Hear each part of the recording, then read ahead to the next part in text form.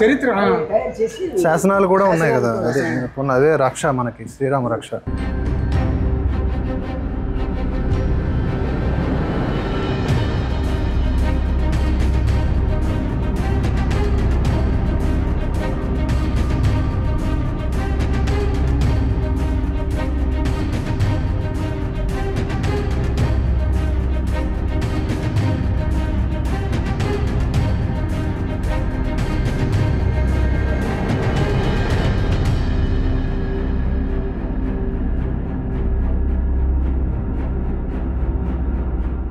అందరికీ నమస్కారం.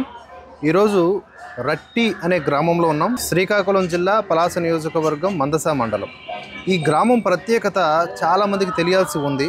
ఎన్నో వందల సంవత్సరాలకు సంబంధించిన చరిత్ర గల ఆలయం ఇక్కడ ఉంది.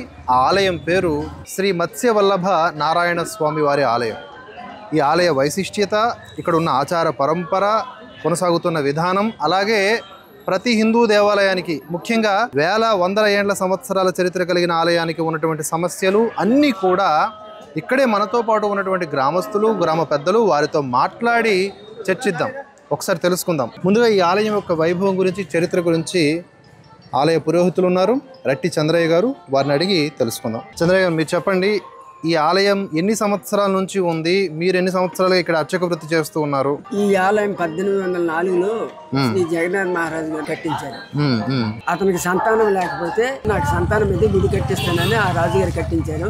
ఇద్దరు కుమారులు పుట్టారు, వాసుదేవ్ మహారాజు, తాటరాజు గారు. అతని కుమారుడు శ్రీనివాసరాజు.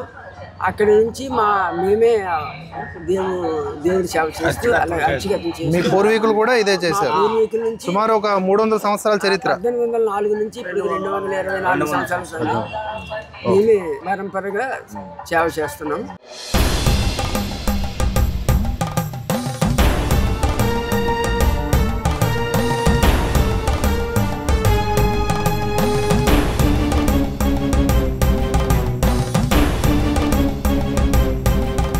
ఈ దేవుడికి రాజుగారి ఎనామా సుమారు ఒక 100 ఎకరాలు భూమి కూడా ఉంది. అది రైతుల ఆక్రమణలో ఉంది. మేము ఇది దేవాలయం ఎండోమెంట్ బోర్డుకి హ్యాండ్ ఓవర్ చేసేసాను. ఇది ఎప్పుడు ఎండోమెంట్కి ఎప్పుడు వెళ్ళిపోయింది? సుమారు ఒక 50 సంవత్సరాలు. 50 సంవత్సరాలు. అంతకుముందు అంతా కూడా గ్రామస్తుల చేతిలోనే ఉండేది. రాజులు, గ్రామస్తులు వీరి సంరక్షణలో ఉండేది. కానీ ఇప్పుడు ఏంటో శ్రీనివాసరాజు గారు తదనంతరం వాళ్ళ బామ్మర్ది గారు చేతిలోకి వెళ్ళిన తర్వాత అతను విడిచిపెట్టేస్తే ఎండోమెంట్ బోర్డుకి హ్యాండ్ ఓవర్ చేసేసారు. ఓకే. సో ఒక రాజుగారి సంకల్పం, అంటే ఒక 2-3 తరాల ముందు ఇదంతా కూడా రాజుల పాలనలో ఉండేది. ఆ రాజు పేరు జగన్నాథ మహారాజు గారు. ఆ జగన్నాథ మహారాజు గారు ఒక సంకల్పం చేసుకున్నారు, బిడ్డలు కలగాలని. ఆ సంకల్పంలో పుట్టినటువంటి ఆలయం ఇది. ఆలయము కట్టింది ఆయన. దారు శిల్పాలు అనేవి చాలా అరుదుగా ఉంటాయి మనకి. ఈ దారు శిల్పం అంటే కట్టితో చేసిన శిల్పాలు. మామూలుగా శిల్పాలు ఎక్కడైనా మన సిమెంట్ శిల్పాలు కానీ రాతితో చేసిన శిల్పాలు ఉంటాయి కదా. దారు శిల్పం అరుదుగా ఉంది, అంటే నాకు తెలిసి చాలా తక్కువగా ఉంటాయి. ఈ విగ్రహం లోపల స్వామివారి విగ్రహం కూడా దారు శిల్పం. అంటే ఇక్కడ మనం మెయిన్ పాయింట్ ఏంటంటే, రాజుల సంరక్షణ నుంచి అలాగా బాగా సాగుతూ ఉన్న టైంలో ఒక 50 సంవత్సరాల క్రితం ఎండోమెంట్ పరిధిలోకి వెళ్ళిపోయింది. అక్కడి నుంచి ఏవైతే దాతలు ఇచ్చినటువంటి ఆలయ భూములు ఉన్నాయో వాటికి సంబంధించి లెక్కాపత్రం లేదు, ఎవరి ఆక్రమణలో ఉన్నాయో తెలియదు. సరే, ఎవరి ఆక్రమణలో ఉన్నా ఎంతో అంతో ఆలయానికి మళ్ళీ వస్తున్నాయా లేదా అనేది తెలియదు. అదే ఎండోమెంట్ అనేది ఎప్పుడు కూడా ప్రతి ఆలయానికి ఏ విధంగా నైరాస్యాన్ని కనబరుస్తూ ఉంటుందో ఇక్కడ కూడా అంతే. మీకు కేవలం దేవ ఆదాయమే కావాలి, దేవాలయం అక్కర్లేదు. హిందువుల యొక్క హుండీలో డబ్బులు కావాలి, కానీ ఆ హిందువుల యొక్క గోపుర నిర్మాణం లేకపోతే వాటి యొక్క పటిష్టత లేకపోతే సంరక్షణ అవసరం లేదు. ఇక్కడే కాదు, తిరుమల తిరుపతి దేవస్థానం మొదలుకొని ఇలాంటి గొప్ప గొప్ప గ్రామాల్లో వందల సంవత్సరాల నుంచి ఉంటున్నటువంటి ఆలయాల వరకు ఇదే దౌర్భాగ్యం కొనసాగుతూ ఉంది, కేవలం హిందువులకు మాత్రమే. సో ఇది మాత్రం కొంచెం పరిగణలోకి తీసుకోవాలి. ఇలాంటి ఆలయాల్ని కాపాడుకోవాలి. సనాతన ధర్మం భారతదేశానికి వెన్నెముక లాంటిది. ఇటువంటి ఆలయాలు పట్టుకొమ్మలు, వాటిని కాపాడుకోవాలి. ఇలాంటి గ్రామస్తులకు ఎన్నో సౌకర్యాలు కలగజేయాలి. ఎంత ఉపాధి కలుగుతుంది, ఎక్కడికి వలసలు వెళ్ళక్కర్లేదు. ఇలాంటి ఆలయము ఒక మండలానికి ఒకటి ఉంటే చాలు, వలసలే అక్కర్లేదు. దీని చుట్టూతానే ఉపాధి అనేది నెలకొంటూ ఉంటుంది.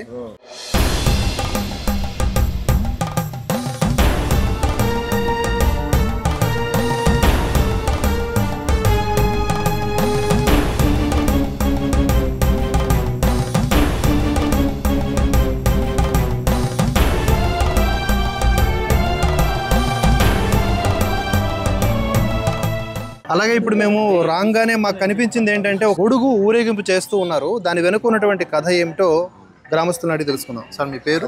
నా పేరు పులార్ కూర్మారావు అండి. శ్రీకాకుళం జిల్లా మందసా మండలం రట్టి గ్రామంలో వెలిసిన శ్రీ శ్రీ రట్టి వల్లభనారాయణ స్వామివారి దేవస్థానం. ఇది చరిత్ర కలిగినటువంటి దేవాలయం. పూర్వం నుంచి దీనికి ఆనవాయితీ ఉంది. సంతానం లేనటువంటి వారు దర్శించుకుంటే సంతానం కలుగుతుందనేది ఒక గొప్ప నమ్మకం అయితే ఉంది. మరి ఆ రోజు ప్రతిష్ఠించినటువంటి ఈ దేవాలయం ఆనాటి నుండి కూడా ప్రత్యేకమైనటువంటి పూజలని, ప్రత్యేకమైనటువంటి తిరువీధులు తిరుగుతూ ఈరోజు సంక్రాంతి సందర్భంగా మా ఊర్లో కనుమ రోజు ప్రతిరోజు కూడా ఇంటింటికి కూడా స్వామివారి దర్శనం చేసుకుంటారు. ప్రతి ఇంటికి వెళ్ళి ప్రతి ఒక్కరు కూడా స్వామివారి పాదాలున్న చెంత దర్శనం చేసుకుంటారు. అలాగే మా గ్రామం నుంచి మా గ్రామం కానుకొని ఉన్నటువంటి హరిపురం కానీ, అంబుగంబొడ్లూరు కానీ, ఇలాగ మనసా రాజువారి ఆస్థానం ఇప్పటికి కూడా ఉంది సార్. మనసా ఆస్థానం వరకు వెళ్ళి మళ్ళీ ఈవినింగ్కి మా గ్రామానికి తేవడం జరుగుతుంది.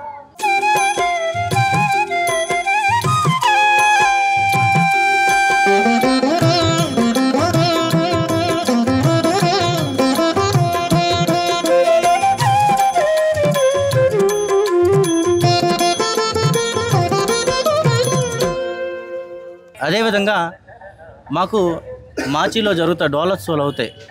శ్రీ శ్రీ రట్టి వల్లభనారాయణ స్వామివారి డోలోత్సవాలు. ఈ డోలోత్సవాలు ప్రతి డోల పౌర్ణమి సందర్భంగా జరుగుతాయి. 6 రోజుల పాటు స్వామివారు ప్రత్యేకమైనటువంటి పూజలు అందుకుంటూ తిరువీధులు తిరుగుతారు. తిరువీధులు తిరుగుతూ కామదానం మగ కాలుస్తారు. వందలాది వేలాది మంది భక్తులు వరుస నుంచి ఇక్కడ రాయపూర్ కానీ పక్క రాష్ట్రాల నుండి కూడా వచ్చి దర్శనం చేసుకుంటారు.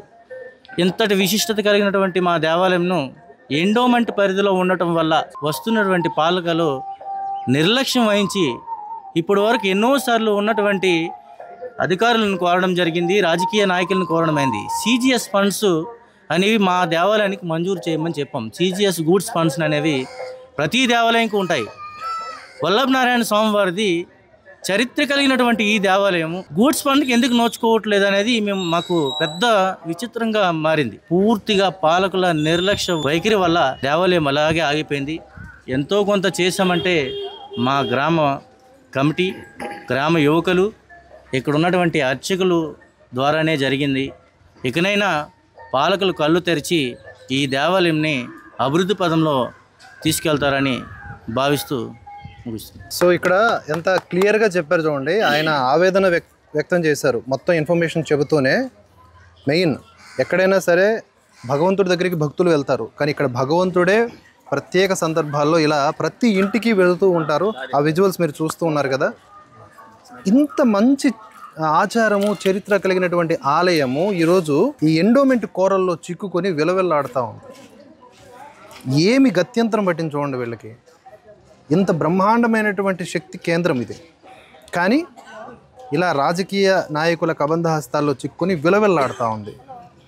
ఇప్పటికైనా ఆ భగవంతుడి పట్ల భయంతోనైనా సరే ఈ చర్యలు మానుకొని రిలీజ్ అవ్వాల్సిన ఫండ్స్నైనా అట్లీస్ట్ రిలీజ్ చేసి బేసిక్ కొన్ని డెవలప్మెంట్స్, ఇక్కడ కొన్ని మౌలిక సదుపాయాలను ఏర్పాటు చేయటం. ఎండోమెంట్ పరిధిలో ఉన్నప్పుడు మళ్ళీ ఇక్కడ యువత డబ్బులు తమ జేబుల్లోంచి తీసి టైల్స్ వేయటము, లేకపోతే ఆలయం లోపల మరమ్మతులు చేయటం అనేది నిజంగా చాలా తప్పుడు కోణాన్ని ఆవిష్కరిస్తోంది. ఇక్కడ బాధ్యత అంతా కూడా ఎండోమెంట్ తీసుకున్నప్పుడు ఎండోమెంటే చూడాలి. అలా కాకుండా మళ్ళీ వీళ్ళ జేబుల్లోంచి ఎందుకు? ఇక్కడ హుండీ దగ్గర ఏం పెడతారు? వచ్చినటువంటి భక్తులు కేవలం హుండీల్లోనే డబ్బులు వేయాలి, అర్చకుడికి ఇస్తే పాపం అన్నట్లుగా రాస్తారు కదా పెద్ద పెద్ద అక్షరాలతో. అన్నీ మీ చేతుల్లో పెట్టేసుకున్నారు. మరి ఆ డబ్బులు ఎక్కడికి వెళ్తున్నాయి? ఏది గ్రామంలో ఎంతమంది యువకులకి ఉపాధి కల్పించారు ఈ ఆలయ కేంద్రంగా? లక్షలాది మంది మీరు చెప్పినటువంటి డోలోత్సవానికి వస్తారు. ఆ నిధులన్నీ ఎక్కడికి పోతూ ఉన్నాయి? హుండీ సొమ్మంతా ఎక్కడికి వెళ్ళిపోతూ ఉంది? ఇది మనం గమనించాలి. ప్రతి హిందువు కూడా ఈ దైన్య స్థితిని గుర్తించుకోవాలి. మన ఆలయం చుట్టూత, అంటే ఆలయం కేంద్రంగా ఏం జరుగుతుందనే విషయాన్ని గమనించుకోకపోతే, మనం ప్రశ్నించకపోతే ఈ సమస్యలు ఎప్పటికీ సాల్వ్ కావు. సంఘటితమై ఆ భగవంతుడి సాక్షిగా కొన్ని ప్రశ్నల్ని సంధిస్తే పొలిటీషియన్స్ కిందకు వస్తారు.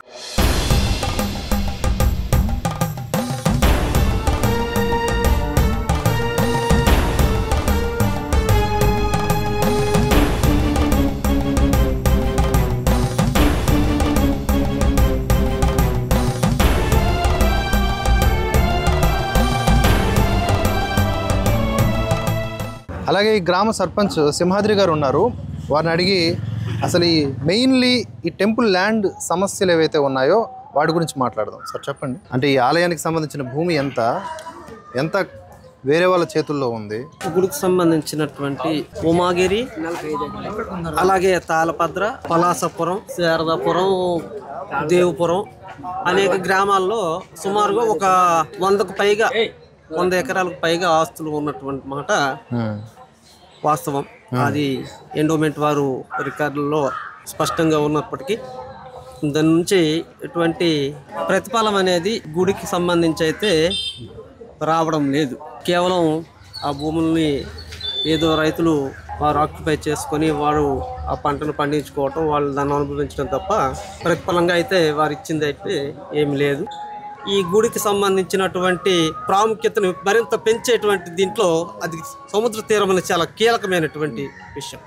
ఇంత పెద్ద ఆలయం ఉన్నప్పటికీ వచ్చేటువంటి యాత్రికులు కానీ భక్తులు కానీ ఎక్కడికో పాస్కాలంటే మళ్ళీ ఎక్కడికో ఈదులు చివరికి పరిగెడుతుంటారు, ఎవరో మరోదొడ్లు అంటే ఎక్కడో పరిగెడుతుంటారు. ఇంత ప్రాముఖ్యత కలిగి కనీస సౌకర్యాలు, కనీస వసతులు కూడా లేకపోవడం అది దురదృష్టకరం. వీటన్నింటి దృష్టిలో పెట్టుకొని గుడిలకు కావలసినటువంటి, భక్తులకు కావలసినటువంటి కనీస అవసరాలు అయితే ఏవైతే ఉన్నాయో వాటిని చేపట్టడానికి ప్రభుత్వం సైడ్ నుంచి మంచి ఆలోచన చేయాలని మా భావన. అదే ఇక్కడ చెప్తున్నది ఏంటంటే 100 ఎకరాల ఆలయ భూములు, లక్షలాది భక్తులు ఇంత ఉన్నప్పటికీ కూడా కనీస మౌలిక సదుపాయాలు లేవు అనే లైన్ మాత్రం బాధాకరం.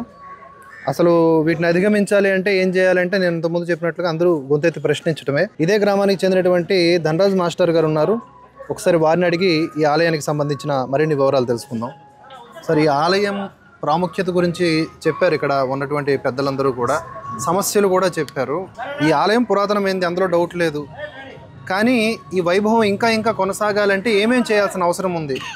ఒక మాస్టర్గా మీరు చెప్పండి. పెచ్చులు ఊడిపోతున్నా కూడా పట్టించుకొని పరిస్థితులు రాకూడదు, వచ్చాయి. దీన్ని కొనసాగించకూడదు. మా గాలి గోపురం అనేది శిథిలాస్థితిలో ఉంది ప్రస్తుతం. ఒకసారి రండి చూడండి, ఒకసారి చూస్తే దాని మొత్తం దాదాపుగా 1800 సంవత్సరంలో నిర్మించినటువంటి ఈ గాలి గోపురం సంబంధించి ఈ సింహద్వారంకు పూర్తిగా పనిచేయని పరిస్థితిలో ఉంది సార్.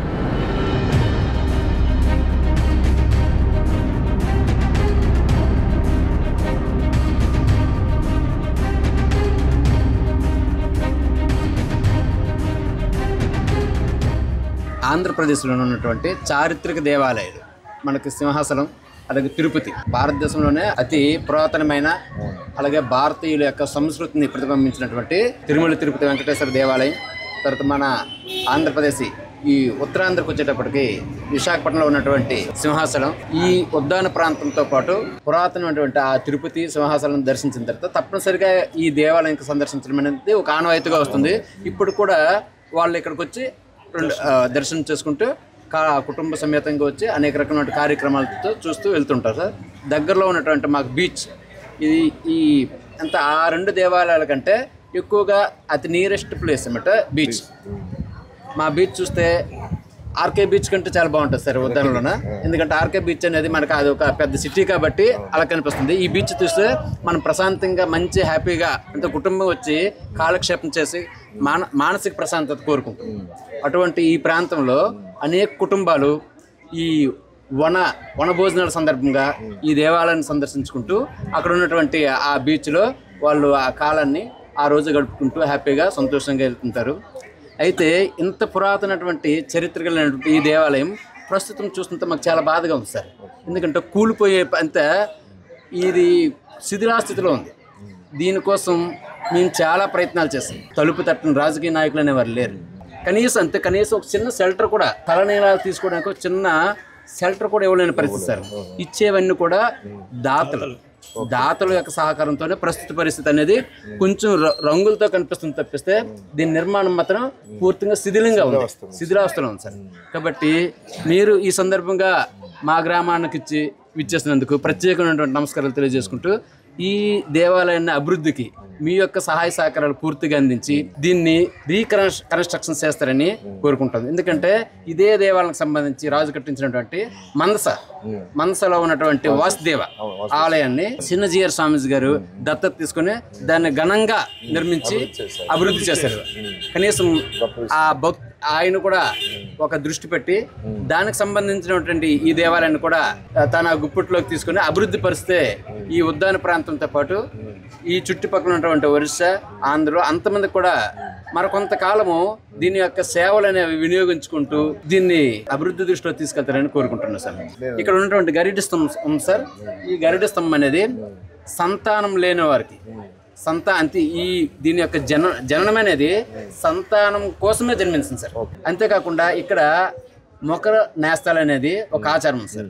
అంతే ఫ్రెండ్షిప్, ఆ సోదర భావం కలిగినటువంటి వారు నేస్తాలుగా బావా బామ్మరిది ఈ వరుస కలిగే వాళ్ళ మొకర్లు కట్టుకుంటూ వాళ్ళ యొక్క బంధాలని కలకాలం అంత జీవితాంతం ఆ బంధం కొనసాగుతుంది సార్. ఎదురుగా ఉన్నటువంటి ఈ మండపం కూడా అతి పురాతనమైనదే సార్. దానికి ఉన్నటువంటి పైకప్పులు కూడా ఒకసారి గ్రామం నుంచే దాన్ని కొంత పెట్టుబడి పెట్టి పెంకులు మార్చడమైంది. ఇక ప్రహరీ సంబంధించి కూడా పూర్తిగా శిథిలాస్థితిలో ఉంది సార్. కాబట్టి ప్రభుత్వం వారు ఈ శుభ సందర్భంగా ప్రస్తుత భారతదేశంలో ఉన్నటువంటి అతి ప్రాచీనటువంటి దేవాలయాలపైన ప్రస్తుత ప్రభుత్వం కూడా కొంత దృష్టి పెట్టింది. ప్రధానంగా రామాలయం నిర్మాణం ప్రభుత్వం ఒక ఛాలెంజ్ గా తీసుకుని నిర్మించింది. అటువంటిది అది రామాలయాన్ని సందర్శించాలంటే భారతదేశంలో అంతమంది సందర్శించలేదు సార్. గ్రామీణ ప్రాంతంలో ఉండే వాళ్ళకి అనుకూలంగా ఉన్నటువంటి దగ్గరగా ఉన్నటువంటి దేవాలయాలనే అతి ప్రాచీనమైన దేవాలయాలనే సందర్శించడానికి ఎక్కువగా ఇష్టపడతారు. కాబట్టి దీనికి చాలా చరిత్ర ఉంది కనుక ఆ చరిత్ర అనేది కొనసాగింపుగా ఉండాలంటే ప్రభుత్వం వారు దయ తెలిసి దీన్ని అభివృద్ధి మార్గంలోకి తీసుకెళ్తారని కోరుకుంటూ సెలవు తీసుకుంటాను.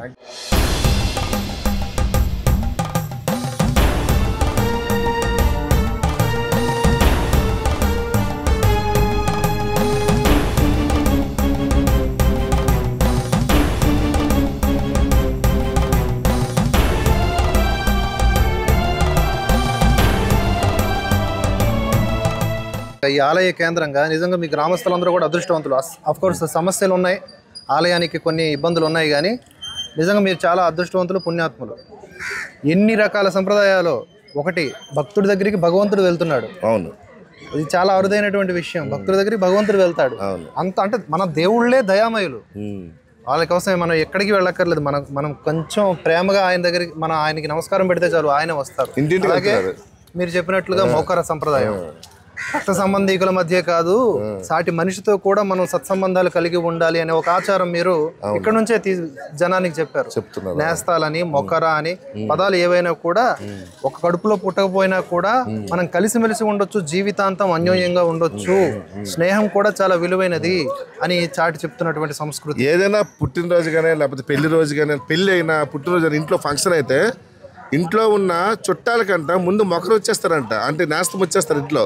వాళ్ళ ఇంట్లో వచ్చి స్టార్టింగ్ నుంచి చివరి వరకు ఉంటారు. ఆలయంలో ఆ బాండ్ పడింది అంటే, ఆ మొకర అనే బాండ్ పడింది అంటే ఇంకా ఆ ఇద్దరికి మధ్య, తల్లిదండ్రులకి పిల్లలకి మధ్య ఉన్నంత బంధం ఏర్పడిపోతుంది. ఇంకా భవిష్యత్తులో వాళ్ళ మధ్య చాలా రకాలైనటువంటి సంప్రదాయాలు కొనసాగుతాయి. మెయిన్లీ సంతాన లేమితో ఎవరైతే బాధపడుతూ ఉన్నారో వారి కోరికలను తీర్చేటటువంటి కేంద్రం ఇది. సాక్షాత్తు పూర్వకాలంలో రాజుకే ఆ కోరిక నెరవేరడంతో ఆయనే దయతలిచి కట్టినటువంటి ఆలయం ఇది. కానీ ఈ రోజు మీకు పైకి కనిపిస్తున్న రంగులు కాదు, దాని వెనుక ఉన్నటువంటి శిథిలావస్థ స్థితిలో ఉన్నటువంటి నిర్మాణాన్ని చూడాలి అని చెప్పేసి ప్రస్తుత పాలకుల్ని, పూర్వపు పాలకుల్ని, ప్రతి రాజకీయ నాయకుల్ని ఆయన అడుగుతూ ఉన్నారు. ఆయనే కాదు, మొత్తం గ్రామస్తులు అడుగుతూ ఉన్నారు. మెయిన్లీ ఫోకస్ చేయాల్సింది భరతవర్ష టీం కానీ ఏ ఆలయం దగ్గరికి వెళ్ళినా అక్కడికి వెళ్తే కోరికలు నెరవేరుతాయి, అక్కడికి వెళ్తే ఆహ్లాదకరంగా ఉంటుంది. అవి మాత్రమే కాకుండా ఆ ఆలయానికి ఉన్నటువంటి సమస్యల్ని కూడా ఎత్తి చూపిస్తుంది. ఇది ప్రధానంగా ప్రతి ఆలయం దగ్గర ప్రతి వీడియో సారాంశంగా మనం వెలువిస్తున్నటువంటి విషయం కాబట్టి ఇది గుర్తుపెట్టుకోవాలి. అలాగే ప్రస్తుత పాలకులు ఎవరైతే ఉన్నారో వాళ్ళందరూ కూడా దయచేసి ఈ వీడియో చూస్తే గనక స్పందించండి. ఎందుకంటే తలనీలాలకు కేంద్రం లేదు, ఆడవాళ్ళు వస్తారు, అందరూ వస్తారు, మరుగుదొడ్ల సదుపాయం లేదు. ఇప్పుడు ఆలయం దగ్గర ఎవరు ఆపుకుంటారు? ఆలయం చుట్టూతోనే ఆ పని కానీ అంతే కదా. పవిత్ర క్షేత్రంలో అపవిత్ర పనులు చేయాల్సి వస్తుంది. దుస్థితి అది. ఎవరిని నిందించే పరిస్థితి లేదు. కనీస మౌలిక సదుపాయాలు ఉంటే బాగుంటుంది. ఎందుకంటే వేలాది మంది, లక్షలాది మంది వస్తున్నటువంటి ఆలయం ఇది. వందల మంది వస్తే ఓకే, ఏదో విధంగా అడ్జస్ట్ అవ్వచ్చు. సో ఎండోమెంట్ పరిధిలో ఉంది, కానీ దాతల మీద నడుస్తూ ఉంది. ఇలా ఎన్నో ప్రశ్నల్ని లేవనెత్తు ఉన్నారు గ్రామస్తులు. దాంతోపాటుగా సంక్షిప్తంగా, క్లుప్తంగా ఈ ఆలయ చరిత్రను కూడా చివరిలో నేను చెప్పే ప్రయత్నం చేస్తాను. వీళ్ళందరికీ కూడా ప్రత్యేక ధన్యవాదాలు చెప్పాలి. చాలా సమయం కేటాయించి మనందరికీ కూడా వారు వివరాలని తెలియజేశారు. అంతేకాదు, మనం అరకు అంటాము, లేకపోతే కేరళ అంటాము, వయనాడు అంటాము, కానీ శ్రీకాకుళం జిల్లాని కాస్త సునిశ్చితంగా పరిశీలిస్తే ఎన్ని వందల అద్భుత ఆహ్లాదకర ప్రదేశాలు, ఆధ్యాత్మికత క్షేత్రాలు ఉన్నాయో లెక్కబెట్టలేం. పాలకులు ఆ దిశగా కూడా ఆలోచించి పర్యాటకుల యొక్క సందర్శనను పెంచితే ఈ వలసలు ఆగుతాయి. సనాతన ధర్మము, ఆలయాలు అంటే ఏంటి అంటే దాని చుట్టూ ఒక ఆర్థిక వ్యవస్థ ఉంది. దాన్ని కాపాడుకుంటే చాలు, ప్రత్యేకించి ఏం చేయక్కర్లేదు. సో ఆ విషయాలు కూడా దృష్టిలో పెట్టుకోవాలి. మీ అందరికీ మరొకసారి ధన్యవాదాలు. జై శ్రీరామ్. జై శ్రీరామ్.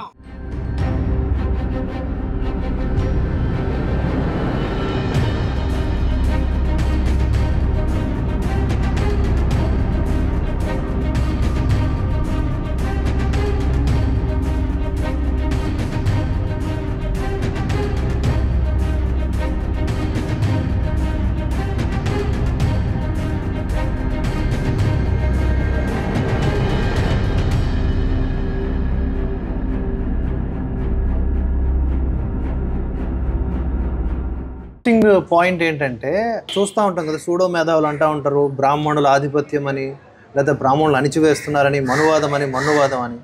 ఒకసారి సనాతన ధర్మాన్ని పరిశీలించి చూడండి. ముఖ్యంగా గ్రామాల్లోకి రండి. ఇప్పుడు మేము ఉంటున్న ఈ గ్రామానికి కూడా, ఇక్కడ ఉన్న ఆలయానికి కూడా ప్రధాన అర్చకులు కాపు కులానికి సంబంధించిన వాళ్ళు. ఇంకా లోపలికి వెళ్తే ఈ ట్రైబల్ ఏరియాస్కి అక్కడ గిరిజనులే, అలాగే స్త్రీలు కూడా ఉంటారు. సో ఇక్కడ కులమత భేదాలు ఎక్కడున్నాయి? అనవసరంగా హిందువుల మధ్య కులమత భేదాలు పెట్టి వాళ్ళలో అనైక్యత కలిగించి హబ్బం గడుపుకుంటున్నారు. ఒక్కసారి ఇక్కడ ఈ ప్రధాన అర్చకులు ఇక్కడ ఎవరైతే ఉన్నారో ఒకసారి మీరు చెప్పండి. మీరు బ్రాహ్మణులేనా? తూర్పు కాపులు. మీరు నెల్లూరు నుంచి వచ్చారు? మేము నెల్లూరు జిల్లా బుద్ధగిరికోట నుంచి ఆ దేవుడిని పట్టుకుని వచ్చాము. మనసారి జగన్నాథరాజు గారు మీరే తెచ్చి పెట్టారు కాబట్టి దాన్ని మీరే పూజ చేసుకోండి అనేసి అప్పటి నుంచి పరంపరంగా మా ముత్తాత సేమయ్య, మా తాతగారు చంద్రయ్య, మా నాన్నగారు నారాయణ, ఇప్పుడు 4వ తరం వాడిని నేను. అప్పటి నుంచి ఇప్పటి వరకు వండర్ఫుల్. నా పేరు కూడా మా తాతగారి పేరు పెట్టారు, చంద్రయ్యని పెట్టారు. చంద్రయ్య. అప్పటి నుంచి ఇప్పటి వరకు అలాగే మేము చేసుకున్నాం. సూపర్ అండి.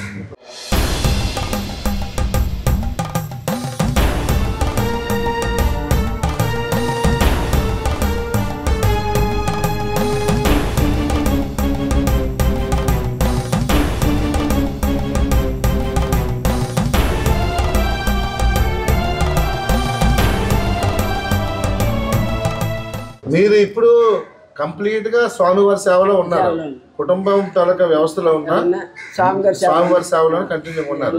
తెల్లవారు 4 గంటలు లేచి ఉదయం 4 లేచి స్నానం చేసి హరే రామ హరే కృష్ణ చెప్ప అంటే 20 రౌండ్లు అంటే 2000 చిల్లర అవుద్ది. ఆ రౌండ్లు చేసుకొని నేను అది అయిన తర్వాత నేను అక్కడికి వెళ్తాను. మార్నింగ్ మీరు రీఛార్జ్ చేసుకుంటారు హరే రామ హరే కృష్ణ జపము. అసలు ప్రతి ఒక్కరు చేయాలి, అది తారక మంత్రం. అది ఏ పనిలో ఉన్నా నాకు తెల్లవారి అది జపం అయిన తర్వాతే. అంతే, మనం అన్ని సార్లు చేయలేము. మనకు ఏదో కార్యక్రమంలో కనీసం ఒక రౌండ్ అయినా అంతే 108 సార్లు జపం చేసిన తర్వాత అదే వారి ధర్మపత్నికి ప్రాబ్లం వస్తే, సంతాన సమస్యలు అవన్నీ వస్తే కూడా చాలా చోట్ల తిరిగారు, ఎన్నో హాస్పిటల్స్ తిరిగారు.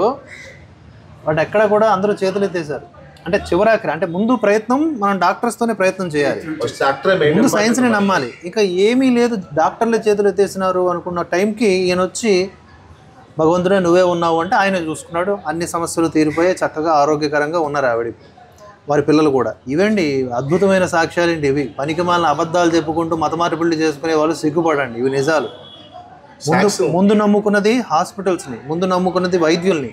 వైద్యులు చేతులు ఎత్తేసాక అప్పుడు భగవంతుని, నారాయణుడిని నమ్ముకున్నారు.